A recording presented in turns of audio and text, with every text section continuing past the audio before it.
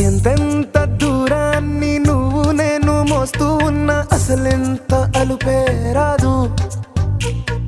ఎన్నెన్ని తీరాలు నీకు నాకు మధ్యన ఉన్న కాస్తైనా అట్టే కాదు.